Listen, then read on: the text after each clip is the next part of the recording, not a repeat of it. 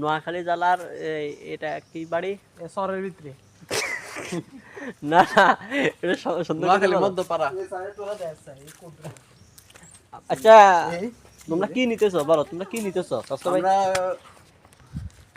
আমরা কুমিল্লা নোয়াখালী বিভাগ নিতে চাই। হ্যাঁ নোয়াখালী বিভাগ। আমি তোমাদেরকে সে কথা বলি নাই, আমি বলছি তোমরা এখানে কি নিতেছো? আমরা এখানে নোয়াখালী বিভাগই নিতে চাই। নোয়াখালী বিভাগ নিতেছো? অবশ্যই। হ্যাঁ, যদি কুমিল্লার আর আমাদেরকে বিভাগ না দেয় হিড়ি দিমু এগুলো বাড়িতে থাকতো না। ও আচ্ছা ঠিক আছে। তো ভাই আমি তাদেরকে প্রশ্ন করছি যে তোমরা এখান থেকে কি নিতেছো, তারা আমলে কি না নিয়ে বলতেছে আমরা কেন নোয়াখালী বিভাগ চাই। তো আমার সাথে কারা কারা একমত আমাদের সঙ্গে হাত তুলো, বলো আমরা নোয়াখালী বিভাগ চাই। নোয়াখালী বিভাগ চাই। বলো নোয়াখালী বিভাগ চাই। হিডো হিডো আরে আল্লাহ বললাম যুবক তোরা কিল্লাই চুরি করতে আইছ। এ সোনামিয়া তোমার লুঙ্গিটা একটু নামাও। ওলাই গাড়ি দিছে রে, চোরের মতন লাগে না? আসলে চোরের মতন ন।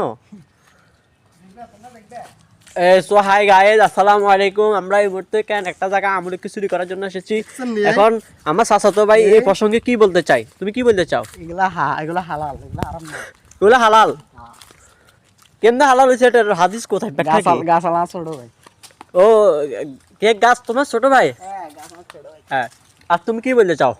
আমি বলতে চাই খাওয়ার জিনিস আছে যেহেতু খাইতেই হবে। একটু জোরে কও। হিজলার আমাকে মাইয়া মতন কেন রাস্তা কথা কই, একটু জোরে কও।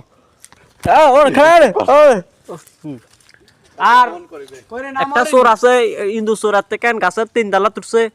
আমরা এই মুহূর্তে দেখতেছেন তারে এই এত চুরি, এটা মেন লিডার আর কি। আচ্ছা